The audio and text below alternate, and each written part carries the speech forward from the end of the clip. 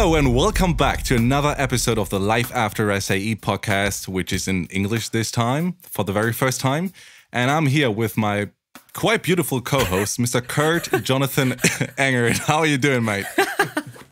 I'm doing really well, and I'm really pleased to have our first English guest, our English-speaking guest in our show, Jason Farries. How are you? Hi, guys. Yeah, thanks for having me. I'm really well. And you're both beautiful, both you, Kurt, and you, Glen. Oh, mate. It's lovely to see your beautiful faces. Oh, that's lovely. That's lovely. Great to hear. Let's just talk about the situation. How's the situation in England at the moment? Oh, don't get me started. It's terrible. England is so terrible. I think we have the highest number of cases in Europe at the moment. It's a very bleak time. We've all been told to go into lockdown. We're all stuck indoors. And, so nothing really new from last year.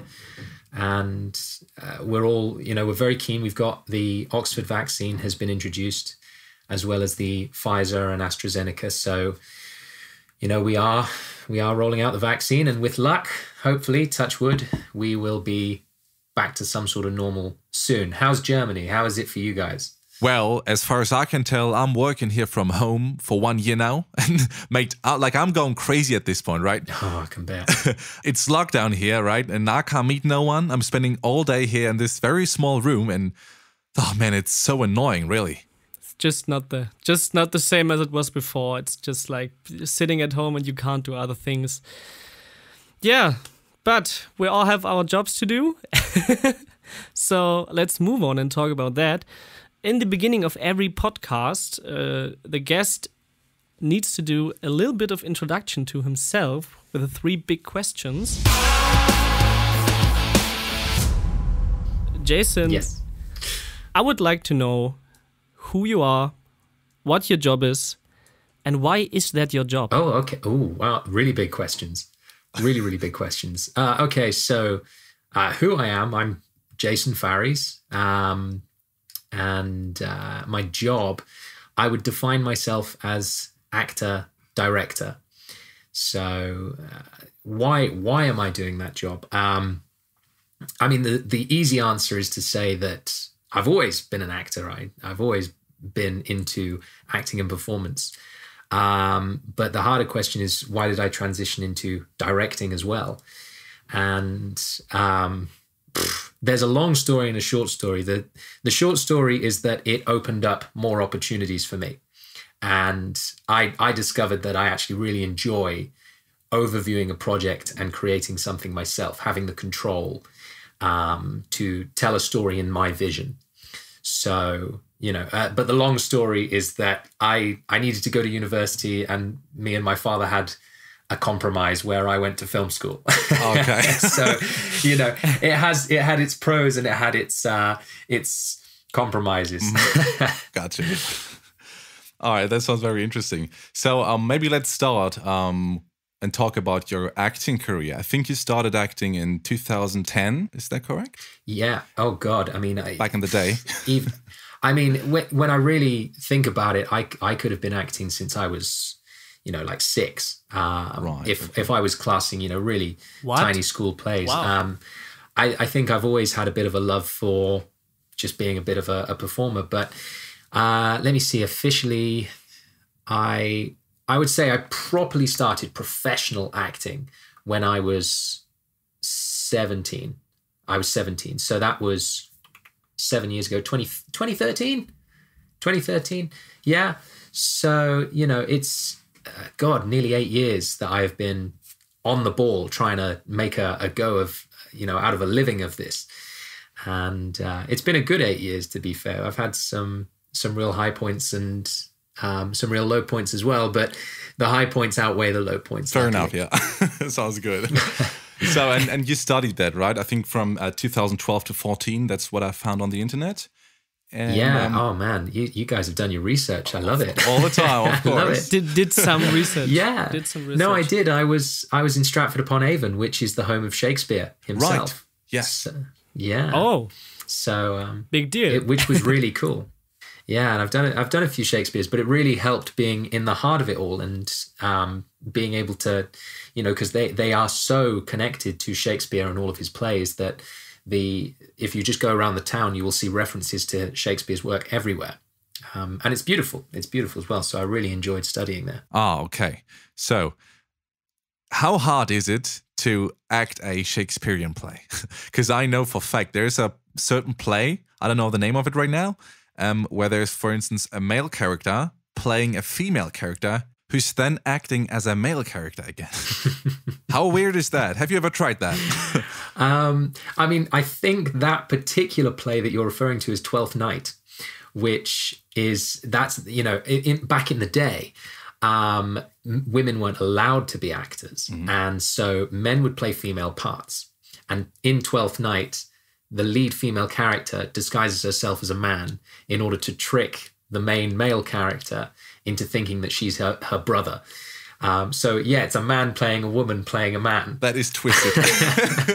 Which I would love to have a go at. I've not done that. Okay. I've not done that, but I would love to have a go at it.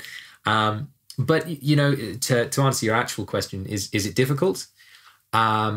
Yes, it's a challenge. And any actor who is worth their merit would absolutely love that challenge. And I did 2 Shakespeare plays in the summer of 2019. And that is probably one of the best performance experiences I've had because, exploring the language, because we did a comedy, we did Much Ado About Nothing, and we did Romeo and Juliet. I played the lead in both of them. And, Shakespeare in comedy is so funny, deeply funny. And then Shakespeare in tragedy is so powerful and so, full of... Deeply dramatic. Yeah, it really is. So, yeah. That was a real pleasure for me. And as I said, it's a challenge, yes, but you love the challenge. You just do. Righto. Okay. That's pretty interesting to hear. After that, you went to the Oxford University, the SAE University in Oxford, right? That's why you're here today with us. That was from 2015 to 2018, right? Yeah. So, technically it was 2015 to 2017. Okay. Oh. Because SAE does a 2-year intensive degree. Yeah, that's what I did as well. That's right. So I did film production. At SAE Oxford, and it was 2 years of study, but I didn't get my degree. I didn't get my graduation ceremony until 2018. Okay. So it's kind of a tricky one there. You sort of say, how long were you there? And you go, technically I was only there 2 years, Right. Okay. But I did. No, I love, and Oxford is local to me. I live about an hour away from Oxford. So it was really convenient. My first question that comes up there is, we're all SAE alumni, and SAE is a really technical school, really technical aspects. And how do you get from something so artistical like acting to something so technical like studying on the SAE Institute? That's a really interesting question. I mean, SAE provided me with some really fantastic opportunities, and I think I've discovered that technically I have quite an aptitude for it. I personally have really enjoyed learning Photoshop and editing techniques for film. I really like getting into the nitty-gritty of how a film is constructed in post-production. And but I think as much as film has loads of technical elements, I think it's incredibly creative at the same time. And coming from the front of the camera to going behind it, I think there was a language there that I understood. Because, when you're working as a director, but you have experience as an actor, you almost know what you want to be told as an actor. So you have a respect there of, I know what you're going through in front of the camera. And you can almost communicate what you're going through behind the camera to the actor. That is very true, yes. Yeah, so it's nice. I feel like I've developed a communication for both sides. I can speak to film crew and say, this is what I need technically. And then I speak to actors and I'm like, this is what I need emotionally. give me this, so. That's an interesting thought, yes. Yeah, I mean, that's my experience. If another director disagrees with me, then, but yeah, I feel like they've gone really hand in hand, which is why SAE was so, useful to me, because I've learned how to make films and be a director, but by understanding what it takes to make a film, I understand better how to be a film actor. So, it has so many benefits on both sides of the career.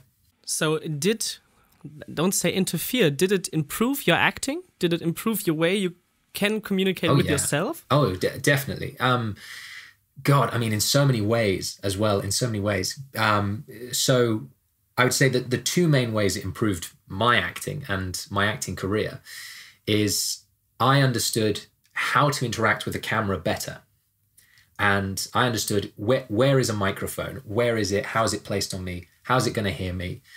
And so you really start understanding how real, how subtle you can go, I was on a film set recently. I did a horror film very recently with this company, and the director was like, all right, we're going to swing a lens. We're going to stick it on a 50.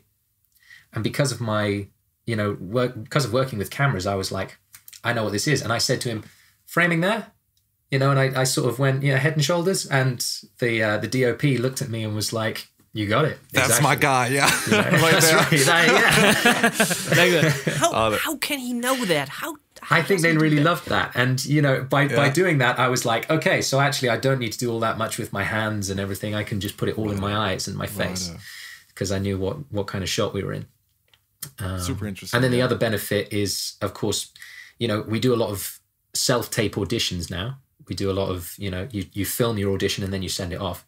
I can do the best film quality because I know how to make it, best video, best sound, best lighting, so if I'm going to send off a self-tape audition, top notch, that performance, if the performance is good or not, but they will never get a better video quality. And that's the important, that's really important. By the way, you have a great show reel, by the way. I saw that on YouTube earlier today and it looks great. Great performance and great look. All right. Thank you. You're welcome. I put that together myself because obviously I know how to edit. So it's all good. So you worked on quite a lot of films. There's quite some great references you have. Just to name a few, you worked on Inspector Calls, which was in 2017, yes. Mm-hmm. And The Voodoo Man, that's an original movie of yours, right? Yeah. That was in 2019. Let's talk about that real quick. Oh, yeah. I mean, we could talk about everything, really. I'm so glad that you guys have seen my stuff because, obviously that's what it's all about, isn't it? It's showing, being able to advertise what you can do. And Inspector Calls it's on YouTube, the full film. And that was my dissertation piece. That was my degree piece. That was what I made. No way. Yeah, man. How did you do? I mean, I worked at SAE as a supervisor, and I saw some good dissertation pieces and some really bad ones. But no, that's really impressive. Oh, thank you. How did you manage that? I mean, also in terms, interestingly, we're a nerdy podcast for people who do films or do music productions. How did you manage that? Oh, I don't believe that there was $500,000 budget for that. Oh, how did you manage that? Thank you. I mean, trust me, that is the biggest honor that you can pay me because it really was. It was just my final piece at university. Wow. And the only way we managed that is with lots of people offering it was very opportunistic, and some really amazing people worked on it. One particular person called Ben Tahar, who's in the film, he plays Eric. His family owned the house that we filmed at. And I didn't know. I was talking to him, he's a friend of mine, and I'm just casually chatting to him one day and he said, hey, if you ever need like an old house to film, come on over. Come to mine. And when he said old house, I was thinking, he might have like a house that's been over 100 years or whatever. And we just casually go to his house one day and he owns a mansion. God damn it. He's got this. It's crazy. I saw it. It's really impressive. Bonkers. This really impressed me because I thought, no, this can't be a dissertation piece, even in terms of locations. No way. It was crazy. And, I'm really pleased with how that came out. I mean, obviously it's nearly 4 years ago we made that. And it's had 1 million views on YouTube, which has really been, amazing to me. I never expected anything like that. But, when I talk about when I first approached SAE, because I had to have it approved by my lecturers. Right, yeah. And I had to say, hey, listen, I want to make a 90-minute film. I want to make a feature. And they were like, you have 6 weeks. And, actually, no, it was 3 months. They said, you got 3 months. You got 12 weeks. They said you got 3 months. And they sort of went, are you sure you can do that? I really don't think you should do that. Really be really serious right now. Can you do it? And I went, yeah. Challenge accepted, yes. I already see them making bets about 100 pounds in the office. No way he's going to do that. They're making bets, no way. Welcome to SAE Wonderland, yeah. That's right. Yeah. And you know what? I really did put so much. I mean, I'm talking like 12-hour days sat in the editing room making sure that I finished that film. And we did it. I did need 3 days extra for the deadline. Fair enough. That's all I needed. 3 days. Fair enough. 3 days. That's good. I saw 10-minute films who needed more extra days. More edits. To be honest. I think it's all about, if you've got the determination, you can definitely do it. And I received some great assistance, but we made it for about £2,000. That's all we had. It was about £2,000 because I took out an overdraft at my bank. I said, I just give me an overdraft, and they gave me £1,000 overdraft. I ate into that, and then my dad was like, I got to a point in the film, I was like, I need a hard drive. I need a really big capacity hard drive. I need like 12 terabytes. And he went, how much does that cost? And I went, couple £100. SSD. And he, of course, that's just what you need. That's right. And he very lovingly bought that for us, and that is the only reason we were able to complete that film. Had he not done that, wouldn't have got it done. So yeah, I owe my father a lot. Good on him. Yes. So all of those were projects from the past, right? But they're small projects. Some you worked on in the last year during lockdown. There's one project I want to talk about in specific. Yeah. It's called Homesick, right? Homesick. What is Homesick all about? Homesick is... So, I'll give you the premise, really. Homesick is a film based in lockdown, made in lockdown. And we had to do this under COVID restrictions. We had to do this very much like, what is the safest way to do this without people contracting COVID? So, we had to keep actors 2 meters apart, and we all had to wear masks, and we also had to self-isolate. So what we did is, when the first lockdown was announced in March, I sent a message to my filmmaking friends from SAE. We're all in a group chat, and we all made the Voodoo Man together. And we'd literally only just made the Voodoo Man, 5 months before. So, this little interlude where between Voodoo Man and lockdown, and lockdown comes, and I said to these guys, listen, we got nothing better to do. How about we just make a feature? So, I took whatever money I sort of had on me, and what did they say? Did they say, oh yeah, let's do it? Or did they say, are you out of your mind? We have lockdown. How on earth are you going to do this? I think I think they really were like, because they're all young, they're all we're all in our 20s. We're all, the youngest in there is 20, 21, and I think the oldest in there is 29. And, so we're all kind of nuts, we're all youngsters that are a bit, let's go, strong-headed. Exactly. So it was almost, I think I almost gave them the challenge of it, and they rose to that challenge. Okay. And it's great. SAE alumni are, I think, infamously tough as nails. Oh yeah. So, my guys and me, we've done some really low budget projects, which we've suffered tooth and nail for, and they really come out on top. I love my team. I love the guys that work with me on these projects, because they are the best, and they have only just started. So they've all got really big careers. I just know that. It really seems like there's really much to expect from you guys in the future. Yeah, well, I mean, I'm probably setting them up too high now. You're going to hate the film. Dear. But no, I genuinely love them. And whether the film's good or bad, we've done it. You know, so, and that, if nothing else, I'm proud of that. It was good memories. Because, yeah, exactly. You know, what did you do in lockdown? Well, you know what? We had nothing to do, so we made a film. So, and yeah, it's about self-isolation.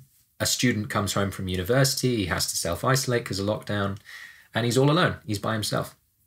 And we start to see the effects that takes on him. And we watch his life slowly fall apart, you know, and I can't give too much away because it's, you know, all of the details are important. Of course. But that's it in a nutshell. So it's not homesick in terms of missing some place where you want to go. So it's homesick in terms of the place where you are makes you sick because you stay there too long. Bingo, you know. That's good. That's brilliant. I'm glad you got that. That was you got that, Kurt. My editor came up with that name, you know.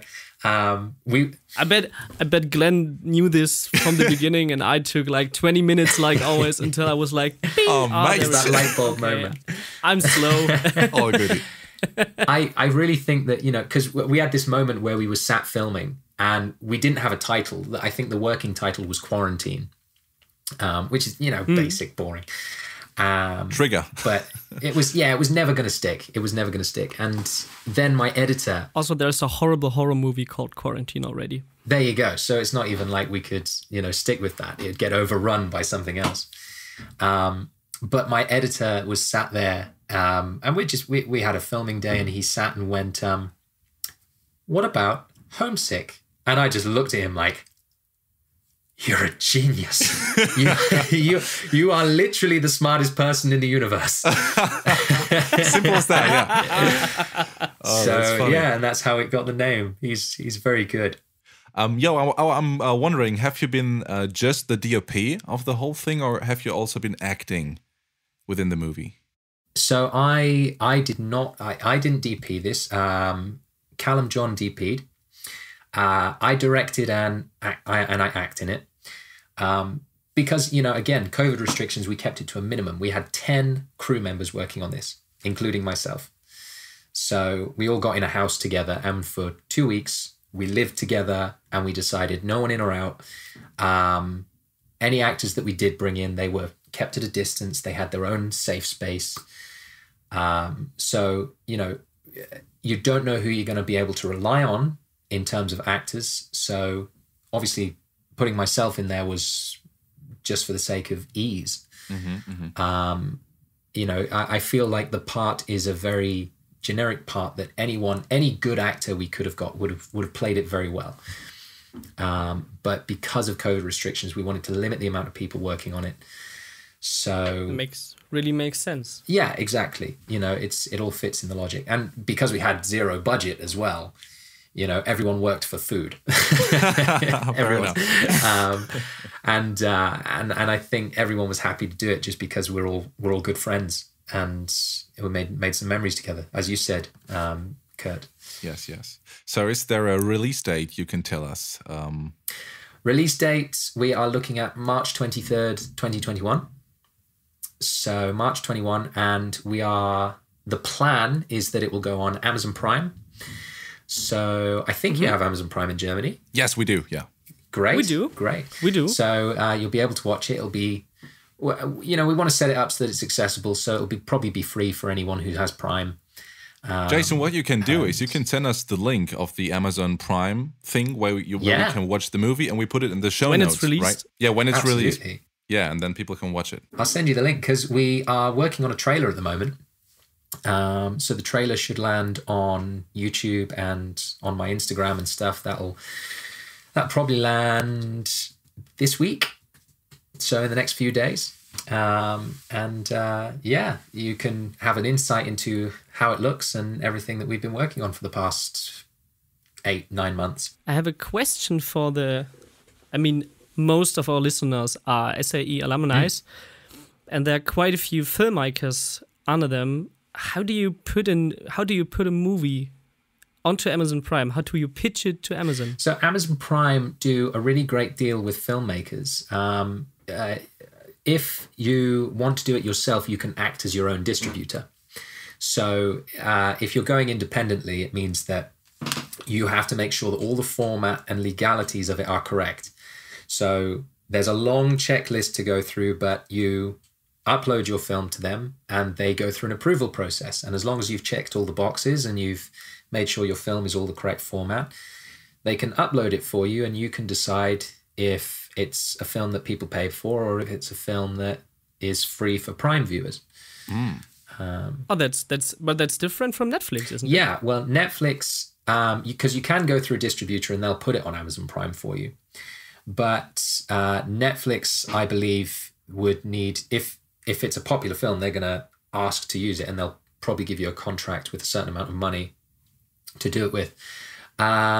So there is potential that, we do have a conversation with Netflix. And if that goes well and if they like the film, then fingers crossed we can do something where it's on their platform.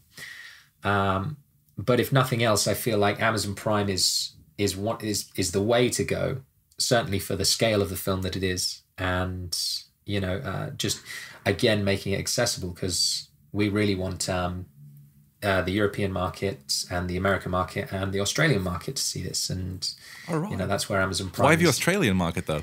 Because, in Australia, I have a few connections. So it's just like saying, I want to be able for you guys to see it and you guys. So, okay, I see. We just, we wanted to step above sort of, YouTube. It's an Inspector Calls is on YouTube and it's a student project. It belongs. I fully understand. Yeah, it belongs there. But we're getting serious now. This is, we're stepping up. And it's not a dissertation project. Exactly. Yeah, it's not a dissertation. It's still a low budget film, but for the work that we've done on it, it's certainly much more professional, and we're hoping it can really show our merits as sort of new filmmakers, young filmmakers in this industry. Okay, so I have quite a specific question now for you. On the Voodoo Man, your character, the one you play, has an Italian accent, right? And mate, today I watched a little bit of Britalian TV on YouTube. And there you said you're learning Italian. What about that? So my Italian, il mio italiano e non va bene, which it's not great. But the little bit of Italian that I know is really about my connection with Italy.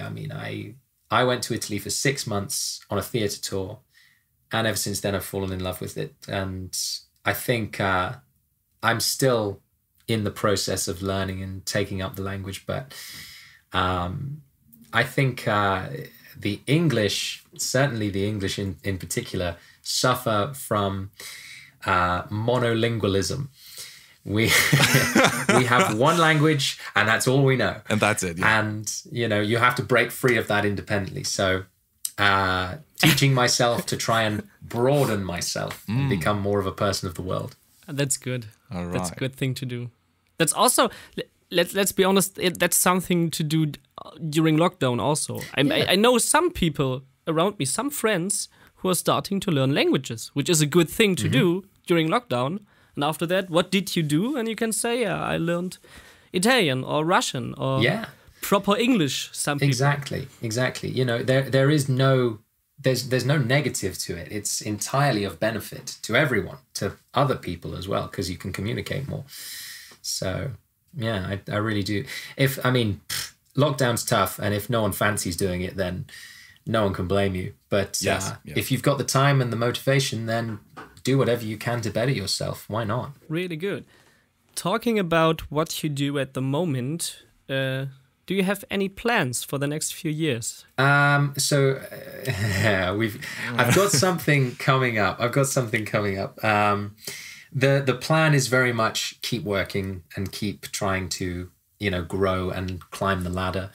But in April of this year, it's been pushed back a lot. So it's now April that it's currently set for, but we are set to start filming on a Netflix film, which is very, very cool. Which is very, very cool. I can't say anything.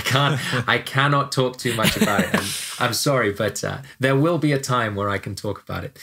But for now, all I'm allowed to say is I am part of the leading cast, and he's going on Netflix, and we start filming in April. So I'm very much looking forward to that. Bright future ahead. All right. Exciting. We will follow you and keep our followers updated about what are you doing. I hope you do. Thanks, guys. This has been awesome today. I've really enjoyed this. You guys are great. Thank you very much. Love it. Hey, is there any way people can contact you? If anyone is like, yo, I want to talk to Jason as well, how can they contact you? I'm super accessible on Instagram. Instagram is the best place because I'm very active there.